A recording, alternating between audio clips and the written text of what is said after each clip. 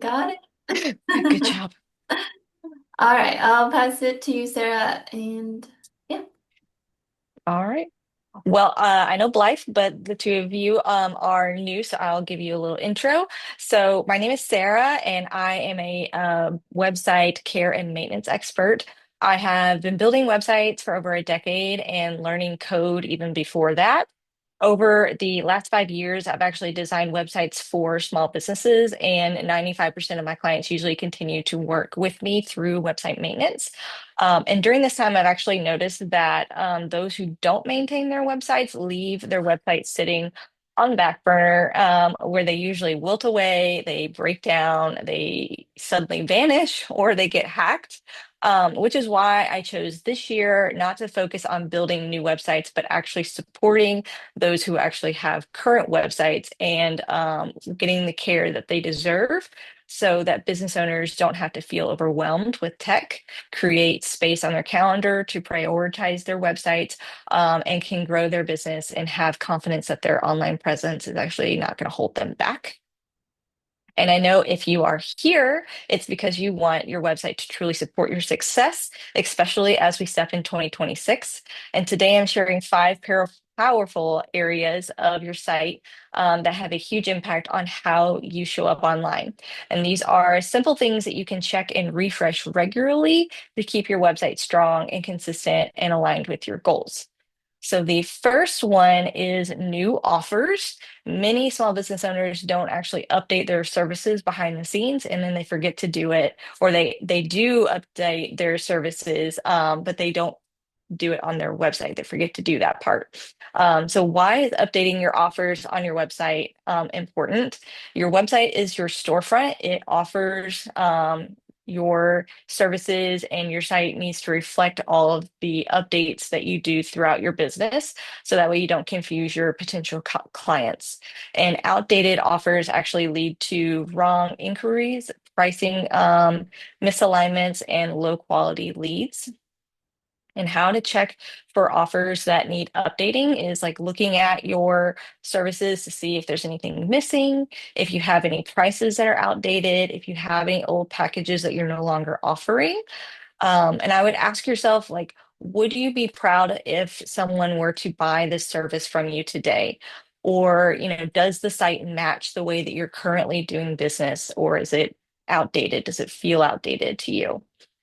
And once you have your offers, the next thing that you want to consider leveling up is your visible identity. Oh my gosh, I can't talk. For 2026. So that's like with your headshots. And headshots are often the first real life connection that people make with us whenever they see us online, they see us on social media, on your website.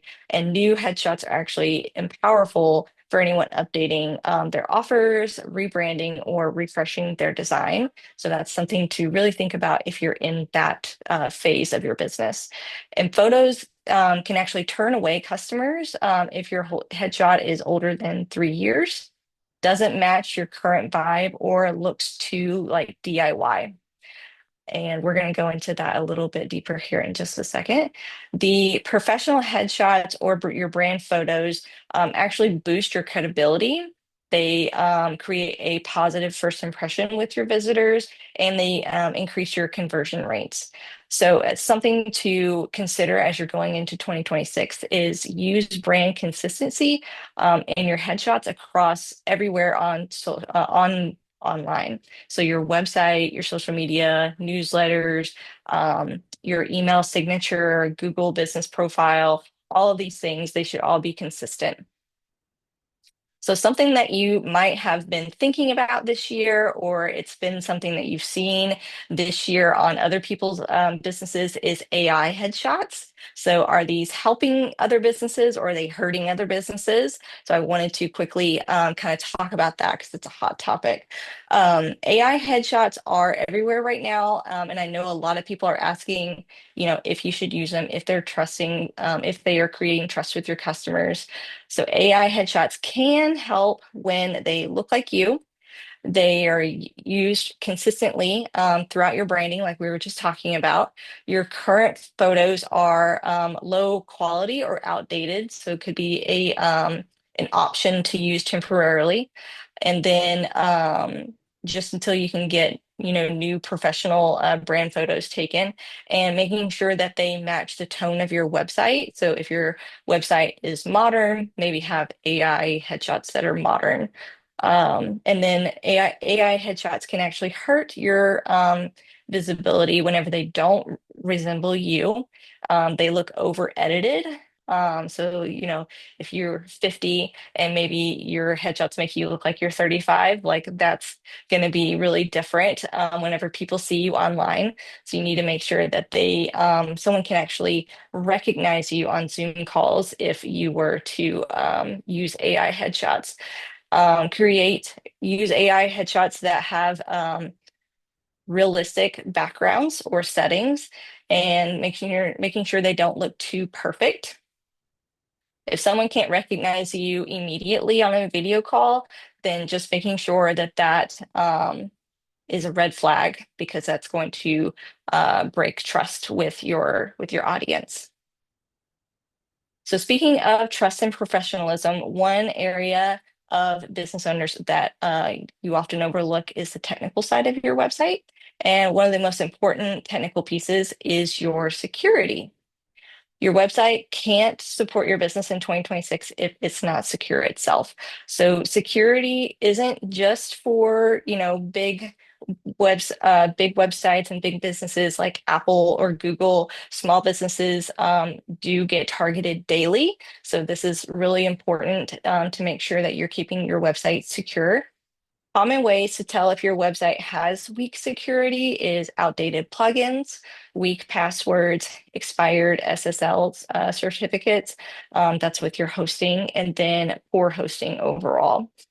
If a website is hacked, there are common ways to look for these types of things that will occur on your website, and that's random pop-ups, redirects to spam pages, an entire website vanished. A lot of times people will go to their website and it's just a white page. So that's a way to know that your website has definitely been hacked. And then something I wanted to a quick story I wanted to share was many years ago when I first started building websites. I had not learned about website backups yet, and I didn't think my website would get hacked. That wasn't a concern of mine.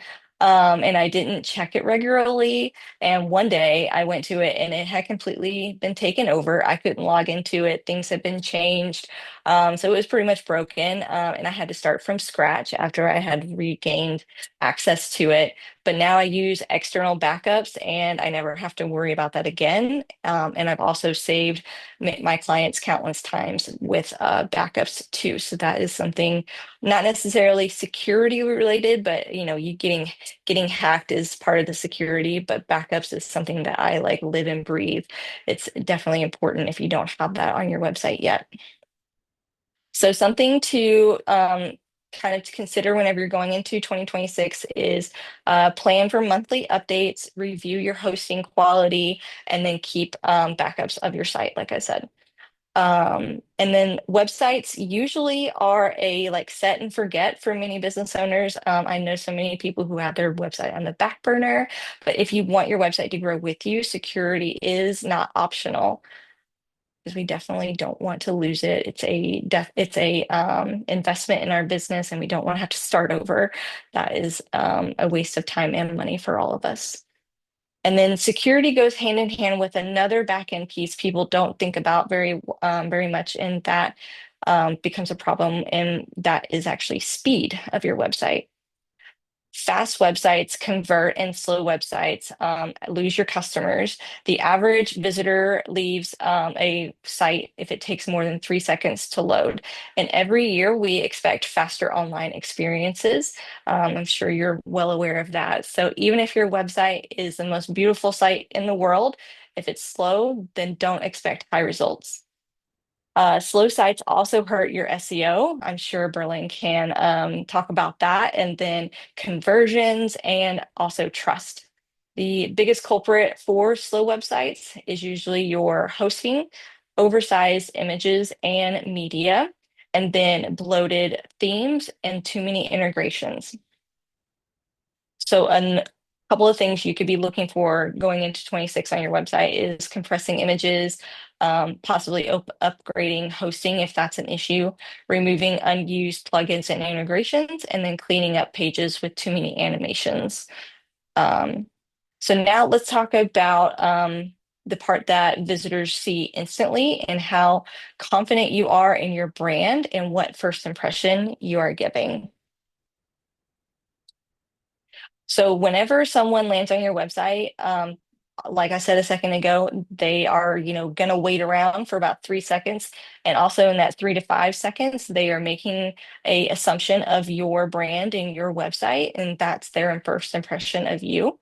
So ask yourself, like, what does your website get? What first impression does your website give? And does your website feel like you? So common inconsistencies that I see a lot of time on websites is mismatched colors between pages. So if you have a page that's like blues and then the next page is like purples, that's what I'm talking about. And then old fonts mixed with new ones, outdated photos from years ago. We talked about that. And then mixed messaging. And then consistency matters because it builds trust with your audience, it makes your site easier to navigate, and it reinforces the quality of your offer. So I know you probably have landed on a site before and immediately thought that it felt fresh and modern and trustworthy, and that's what consistency does. So review your pages regularly for those types of things. So your homepage, about page, and services, making sure that those are the ones that your clients are landing on the most, and those are the ones that are going to build you trust. So look out for outdated information and anything that might feel off of brand. So if all of this feels overwhelming or you don't know where to start, I do have a special offer for you to get you on the right path for 2026. My 30-minute stress-free strategy call offers guidance without committing to a big project. So on the call, you'll receive a live walkthrough of your website that provides clarity and quick wins, 3 to 5 priority recommendation and action steps, a site scan report that I will email to you, and a plan for 2026. Because many business owners know something is off, but they just don't know where to start.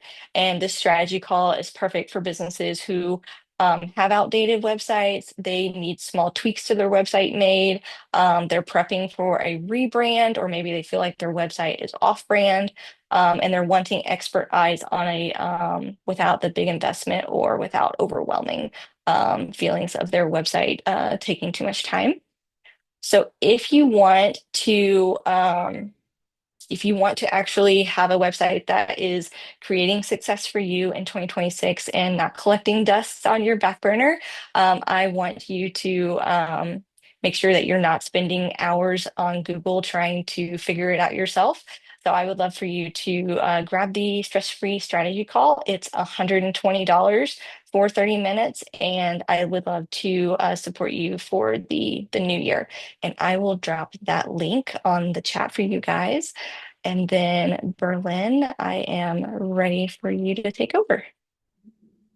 Perfect. Thank you. First of all, like the notes. Obsessed with that. Thank you for doing that. But the biggest lie I tell myself is, I'll remember that. And I say that every day, multiple times a day, and I never take notes. So thank you. It's like my auditory way of learning, but you can also download the chat if you need it for later. So you've got the notes right there. I love it. I Thank love you, it. Blythe. Make Yeah. sure you come to all of my webinars. Very cool. Thank you so much, Sarah.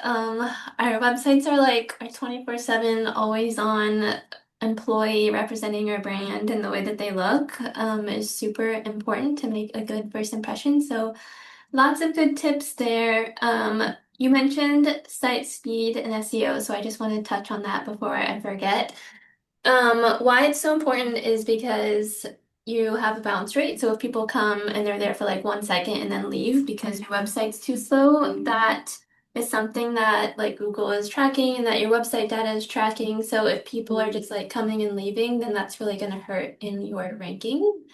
So that's why that's important. And then obviously important because nobody's gonna stick around for that anymore. We generally or genuinely have like 2 seconds. Um, it's crazy. So okay, I'm gonna share my screen really quickly. Um, So, for those that don't know me, Olivia, hi, I'm Berlyn. I'm a marketing strategist. I think we should chat. I feel like we have a lot in common. So I'm in Plants and Marketing. It's a full service agency for purpose-driven brands. We do a lot of organic content marketing and just building loyal communities around your brand. Then I also have the greenhouse listed here, which she's probably sunsetting at the end of this month. So RIP, we can have a moment of silence for her. Um, so first things first, Sarah talked all about how to like update your website, things to change with your offers and your branding and all of that good stuff. And then I'm going to talk about what to do, like the continual work that you need to do to kind of keep your website fresh with content. So that way you keep, you're in the good eyes of Google. So before we dive in, I just want to talk about creating a sustainable plan so you don't feel like super overwhelmed with all the things that you have to do. So realistically, what that could look like is creating just 1 to 2 blogs a month, or maybe one blog every 6 weeks, or just whatever feels the most attainable for you. It's important to stay consistent instead of like, I need to churn out these blogs. Especially right now, quality is really, really important over quantity, which we'll dive more into a little bit as well. So, yes, you want to have a blog plan, but make it sure that it's something that you can stay consistent with. In terms of keyword research and updates on your static pages, like your homepage services, all of those things, that updating could be done every 3 months, 6 months, or even once a year. So if you just want to join this webinar every year, we can just do it then, and that could be fine. What that really depends on is one, like where SEO ranks in your marketing strategy, how important it is for you to show up on Google. If you're getting leads through like referrals or any other outlet, then an SEO isn't that important, then it's not that important to keep your website up to date with keywords. The other thing is how much time and money you have to invest. Some of this stuff can take a lot of time. It is a full-time job for people, so it can be pretty like a time strain if you don't want to invest a lot of time into it. And two, like how competitive your industry is. So, like for me, ranking against marketing keywords, very competitive. But maybe you have a less competitive industry, or if you're more local, then that really helps too. So it kind of just depends on like how much your competition is. Berlin's turn. Thank you for the switch. So a checklist is a few things that you want to refresh when you do go through all of your pages and a few things to remove. One is to refresh old blog content. So I always like to, your blogs aren't really like post and forget about it. They're things that you want to revisit frequently. So for example, I had a client that did like local tours of like Orange County, LA, San Diego, all that kind of stuff. And we did 3 or so blogs a month. And then, so we did that for a few years. There was tons of blog content, obviously. And so every month, I would scroll back to the very beginning of the blog content and just refresh one of the old blogs. So I would just update with new keywords, update more information, remove any like time sensitive stuff. So like we would do, family 2024 Christmas family activities and things like that. So every year I would update that to this year and like make it more time relevant. I would remove old blog content if it was just really not relevant anymore. So just kind of refresh your blogs. Don't forget that they exist and just kind of revisit them, update keywords, update times. Berlyn, can I ask you a question about Yeah, that? yeah. So I didn't know this because when I go searching for things like, let's say, like when I do my hobby sewing and whatnot, Mhm. blogs from like 2012 are like the ancient tombs, the tomes that I need.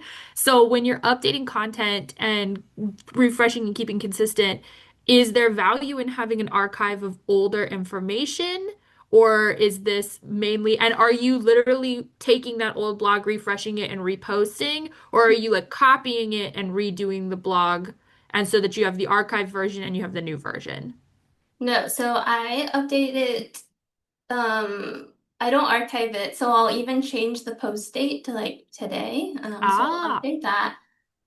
What do you mean in terms? So like I'm not completely erasing the content. So I guess what do you mean like old content? Or- I guess just kind of like understand. I kind of am answering, I think, my question while I'm an asking it. okay. Yeah. Just trying to figure out if there's a purpose for like the stuff that's outdated to be something more of a relic type of like an archive. Like this is where I used to be and now I've evolved and you can kind of see the evolution trail. Is that something that's of any importance? No, not that I know of. So I usually just update. I'm not like refreshing all of the content. It's more just like The maybe relevant updating the stuff. headers. I'm doing like keyword research to kind of just make it timely for what people are searching for right now. And like the bulk of the content stays the same. Great. Thank Yeah. you so much. Yeah. And then yeah, updating the post date to a recent date, changing the title if that's necessary. So yeah, just keeping things fresh because Google or these search engines don't really care or want you to have a lot of like dead pages. So if they're kind of just sitting there, they're not bringing any traffic, it can kind of hurt your overall SEO strategy. Refreshing your main pages, which I'll go over in the next slide, and refreshing all product pages. So don't forget to kind of revisit those, revisit your descriptions if you are an e-commerce store. And then removing irrelevant blog content, like I mentioned, if it just doesn't make sense for you or if it's not bringing you the right traffic anymore. And then removing dead offers or landing pages, sales pages. So those could be like just turned to drafts if it's not an offer that you have anymore, but you don't want it to like delete it. So just save it as a draft or archive it. But don't just have it out there. Or like some people just remove the service from their menu so like people can't find it. But if you don't want people going there anymore, then just draft the page. Okay, so how we update keywords on our main pages. One, first of all, if you do really want to dive into like keyword research and content creation, I have a few workshops now that are like really dive deep into all of that. So send me a message and I'm happy to get you the replay. But to update these, some tools that I like to use that are essentially free is SEMrush, which is free. It gives you like a limited number of searches per day. Google Analytics and Google Search Console. So all of these will tell you like exactly what people are searching for to land on your website. So if you don't have Google Analytics and Google Search Console connected to your website, I would recommend doing that first. But yeah, it'll give you exactly what people are searching for, and then that can kind of guide you in creating your keyword list or just doing more keyword research. Or if it's like, well, those keywords are not related to me at all, then that kind of should drive your new keyword plan to make sure that the right people are getting to your website. One thing to think about when doing keyword research is it's not as like used to be very technical and annoying and like a process, but now just think about like how people are searching and what people are searching, how you use different phrases. So think about how you Google questions. It's very like, how do I do this? Where is this? Who is this? And it's more like a question phrase. So those are kind of the phrases that you want to use when you're doing like your initial keyword research. And then thinking about how people search for them on different platforms. So like what you type into Google will be different from what you type into like any AI platform or how you ask Siri or Google to do things. Um, not I'm not actually talking to you, Siri. Okay. So then think about she always gets in the way. So think about how your target audience is searching. So now we're in this like question mindset. How is your target audience searching for things? Because they're probably not using the same lingo that you use and like industry words and all of that. They're thinking it very um, I'm trying to think of an example, but I don't really have a good one at this moment. But Kate, maybe they're like, oh, how do I create this course, right? And I don't know like what your industry terms would be because that's not my thing. But it would be very like, easy, simple language. So that's how you would kind of start your keyword research. Um, determine, so when you're creating your main pages, you want to have like one core keyword and then two sub keywords for each page, which I'll go over the examples in a second. But what that means, and then how often you want to update these pages. It could be quarterly, twice a year, or as needed. But if you do make changes, make sure you're being really patient. SEO is definitely more of a long game. So if you do something and like next week you're like, ugh, why, where are the loads of people coming to my offer? It needs a minute. So to kind of walk through some examples of the core keyword and two like sub key phrases or keywords for each page. On the right side, I have like a home, a blog, and a services page, and like what my core keywords. So for a home, it would be like a full service marketing agency.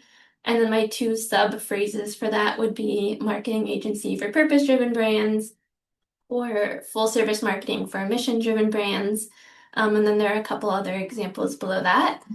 So where I would use those is one in your page title, in your meta description, in your page excerpts, and then in the header tags of the page, in the copy, of course, and image alt texts. So anywhere that they fit in naturally, you want to make sense for a human to read, not just like a page full of these keywords over and over again. So just kind of where they fit into the page. Um, for example, if yeah, and then how you determine if they're working or not. So like you can see I have different variations here. I have like I'm testing purpose-driven brands versus mission-driven brands. I'm testing marketing research resources versus marketing tips and tricks. So I have different variations, and then how you test that is by checking your Google Analytics and your Google Search Console to see if any of these specific keywords are like driving more traffic than the other. And then that's what you use to kind of optimize and then make those your main keywords, test other things, and then that's kind of just like this endless cycle. Okay, quick note on how to show up on AI because even if you're not an AI person, you definitely want to have your website optimized to show up on AI because your target audience is probably an AI person. And it is referring now, like it'll literally list specific people or it'll link to your website as a resource. So you want to make sure that you're optimized there. One thing I like to do is have a text-based frequently asked questions page. So as an example, I know I said earlier we want to have everything created for a human reader, and this is still would make sense for a person to read, but it is really created for AI. So this is like a frequently asked questions page that I created and we'll just like continually add it onto. But you won't find this anywhere on my menu. It's literally if people go into AI, ask a question, and I want to be referenced there. So it's built for AI because it's all text. There's no images in the way. There's no like accordions or like any special formatting. And then it's all questions that are like really thought out for people that are searching specifically in AI on like how to do certain things. So I have like big each one tags for like very specific things and just kind of break down different like tips and tricks, more about my business and just details like that. So that's that. And then two, you want to be super clear on all of your pages and your products, your offers about who you are, who you help, how you help them, your location. So if you are local, if you're nationwide, if you're US and Canada, like any specifics you want to have listed out because people are going to AI and saying like, I want to work with this person who does this, who helps this, and is here. So AI is really making like shopping a lot easier because you can just go in and say, this is specifically what I'm looking for, and you want to make sure that you have all of those details. Nobody in here is an e-commerce store, but for anybody catching the replay or working with e-com brands, ChatGPT and Shopify are pairing up pretty soon. I just checked the other day, it's not out yet, but pretty soon you'll be able to go into Chat GPT and say, I'm looking for red shoes that are this shape and this size, and they are sustainably created and blah, blah, blah. You can be super specific and it'll be like, okay, here you go. and you just click and buy. So it's going to remove like all shopping, which is a little crazy to think about, but is could be really beneficial for small businesses. Um, so you really want to start prepping for that now by creating really specific product descriptions, so that way when that feature is available, you will be there. And that's it. So yeah, if any of that part sounds confusing and you want some help with your SEO strategy, I'm also offering a one-on-one session. It's an hour together and then followed up with email support. And then the hour can be literally anything. If you want to review your 2025 plan or strategy and kind of talk about a game plan for next year, if you want to do your SEO plan together, do some keyword research, we can get a lot done in an hour. And I will drop this whole PDF into the chat so you have your notes and my social links if we haven't connected. Even though Blythe's notes are way better than these bulleted points, save both of them. But yeah, okay, we can do some Q&A now if anybody has specific questions they want to chat through.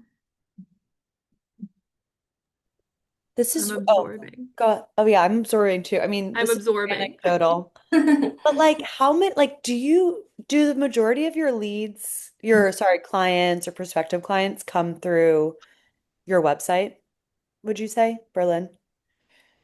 No, so I'm not great at doing my own SEO, of course, right? We can't do our own things.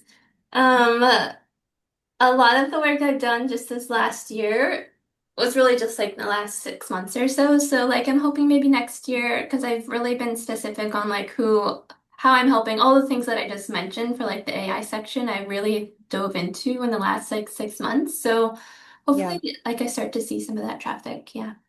Yeah. No, it's all really interesting. I'm just curious, like, yeah, I think it's definitely worthwhile. And Hmm. even if you get, referred to, someone refers you and they want to look at your website, like having things like Hmm. the blog updated and Hmm. like that's usually when I'm looking at someone's website and I see like the last blog was written like 6 months ago. It just yeah, it has like a negative, not a less positive It impact. just makes it stale. It's like opening a bag of chips and going, "Oh, these aren't good Hmm. Yeah. anymore." Yeah, exactly, exactly. But yeah, that's really interesting. I definitely want to dig in more to the AI piece as well. This Hmm. PDF's really helpful. Thank you. Yeah. Yeah.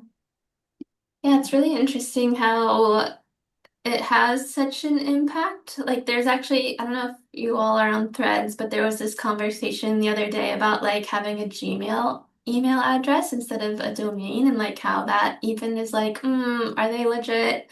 So like all of these things are really important, even if it's not like people finding you, it's like, yeah, people refer you, or if they do find you through social and then go to your website, you want to feel legitimate and not like, is this person, are they even still in business? Like, what's happening? Yeah, so much of it is the optics of that. Mm-hmm. I was curious about like some of the things you mentioned, and I think Sarah as well, like around just like security and like bugs and like just making sure, you're kind of up to date. Like my website lives on Squarespace. Do you have a preference for like a platform or some that are better for that than others?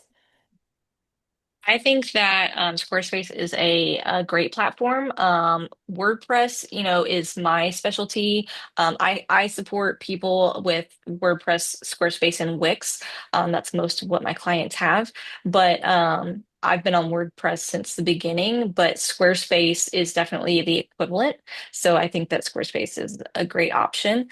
And I've helped clients with Wix, and Wix is definitely not my favorite, but it has improved a lot over the past probably 5 years.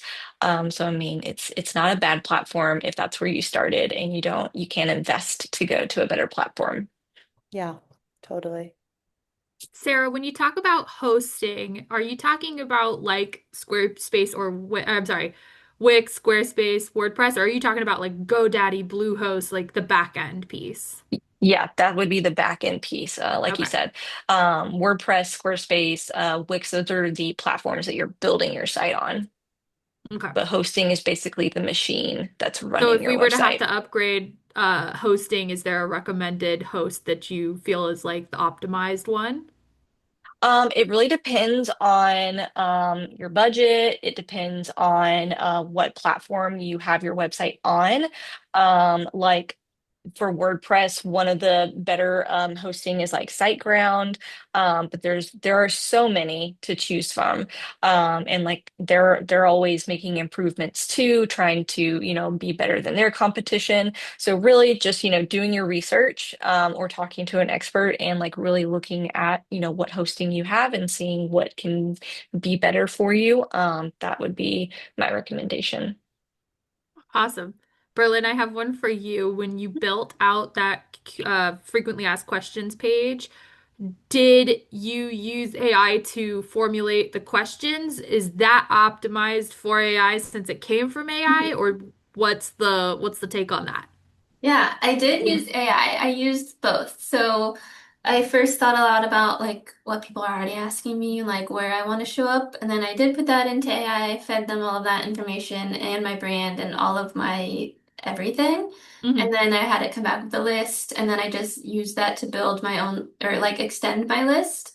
I didn't use everything that it provided, and that inspired some other things. So it's definitely more of like a collaborative thing. And then I like bulleted points or bulleted notes on each answer, and then I fed that back into AI and had it elaborate because it's just a lot of text, which sorry, it's Yeah. not my thing. So I had it elaborate, then again I like reviewed it and then updated it and then put it on myself. Yeah. Are the questions inside of the frequently asked questions page also things that you put visibly out to users, or is it like extended edition of what the users usually get to see? Yeah, yeah. Somebody asked that in my last question or my last webinar, like if it's okay to duplicate like have the same content on these pages. And so I do have a frequently asked questions section. It is a little different. There are like some, so usually on like your audience facing page, there's maybe like 5 questions. So it's definitely more of an extended version on the AI page. You can like duplicate content. I usually have like for me personally, I have a little bit different content, but if you wanted to just kind of pull from that instead of duplicating or doing more work, then that's totally fine too. Awesome. But on the human facing page, you're not going to have like 50 questions. Nobody's going to read all of that. Makes sense. Yeah. So whenever AI is utilizing this page of information to refer you to people that are asking questions like this, do you know if AI is giving them the link to like your main homepage website, or are they giving them the link to this page?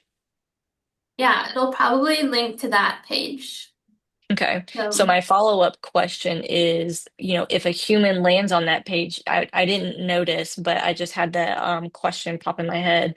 Um, Inside the questions, do you have links like mhm. on some of the questions that will lead them to different pages? Yeah, so I do have some things hyperlinked. Which it's not a different color or underlined. I should fix that because you can't even tell that they're hyperlinked. So I do have things linked. Probably add buttons. I would recommend maybe adding like call to action buttons on each section. So that's a good note. But then like yeah, I kind of just threw it out there, but generally they'd be like, okay, this person does this, so maybe they would dive into if they're specifically looking for things, and I would hope they would take the next to know what the next step would be. But Yeah. yeah, I think maybe adding buttons under each section would be a good idea. Cool. Olivia, I was going to touch on your question about is your website bringing leads and clients? So I would say that the majority of the people that I talk to, they do say that most of their clients and leads come from referrals. But we kind of touched on, this aspect, but I would guess that the majority of your clients or customers are looking at your website before they even chat with you. Right. Whether they reach out to you through your website, they're definitely looking at it to, learn more about you and gain trust. Yeah, definitely. No, that makes a lot of sense. Absolutely. Yeah, I know. It's Sorry, I'm just like thinking out loud. It's I so like my funny because I brand is like my had personal self too. I really like how you did like planted marketing. I kind of figure like, okay, maybe if in another year, like I mean, I'm pretty committed to this consulting path. I really love it, but I'm like I'm still kind of just selling myself as an individual. But I do like the people who, have like created more of like an agency name and like a theme and, kind of like play off that in terms of um, their different like offerings. Like how you have like planted marketing and you mentioned, I know you're sunsetting it. What was it like the The greenhouse? greenhouse, yeah, really committed to the plant bit over here. I really like it's that. I like cute. that. It's a little harder when you're like selling yourself to be like catchy and, incorporate kind of some of those themes into a website without just having it feel like a portfolio.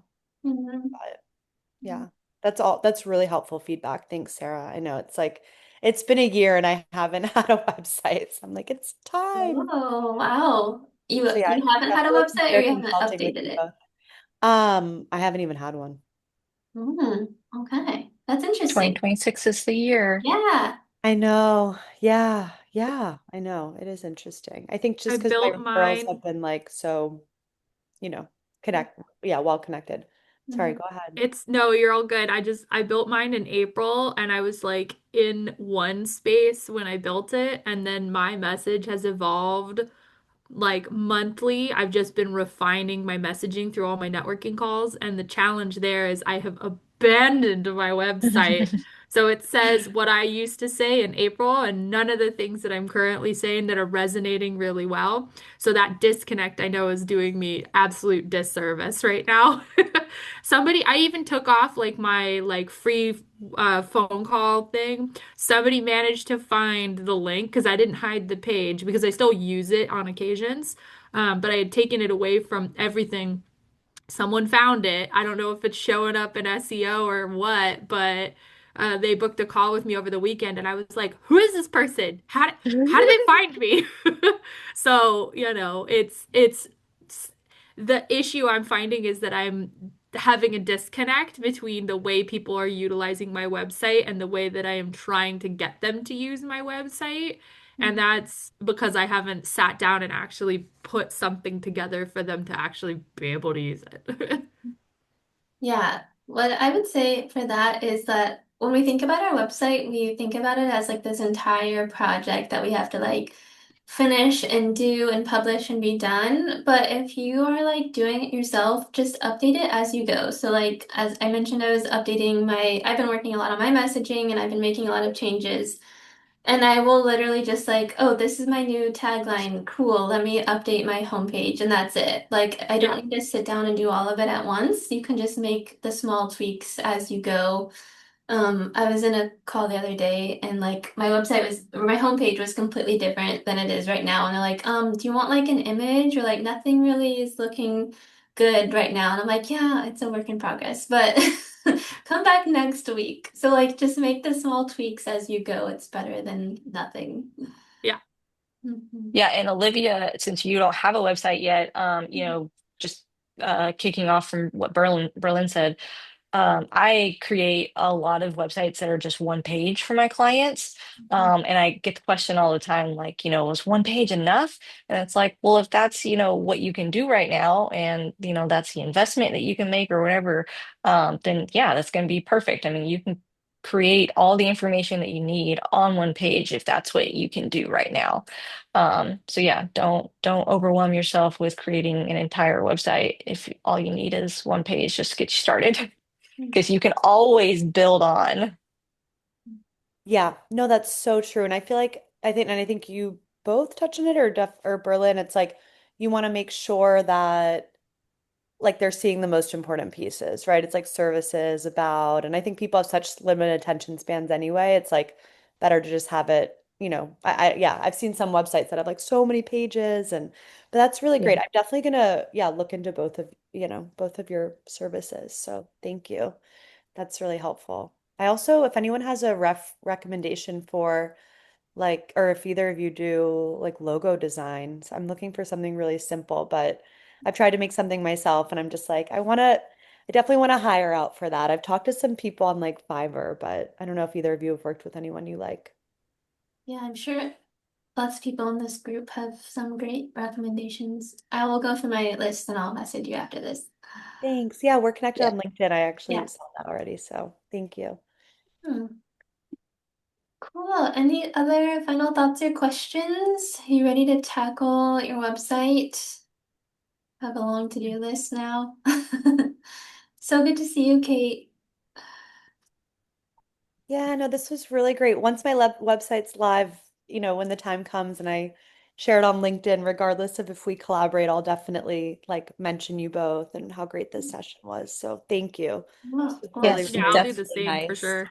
Yeah, Yeah, if y'all make any changes to your website, launch the website, definitely send us a message. I want to see it. me too. I'll send it to you before I make it public, and I'll be like, help, just give me good praise. Yeah, for sure. Happy to take a look. And you're both on, Sarah, are you on LinkedIn as well? Let me, I am. Yep, I put my all of my social oh, medias in the chat. oh, But thanks. me Oh, and Berlyn are connected. I think me and Blythe are connected, yeah, on LinkedIn. So well, I you can just sent you always a find me connection through as them. well. Great. And I also have a lot of clients like that, or and some other groups I'm a part of that are looking for website support. It's something I don't really offer, so I'll definitely keep you both in mind as well. Or yeah, Sarah around the website. Awesome.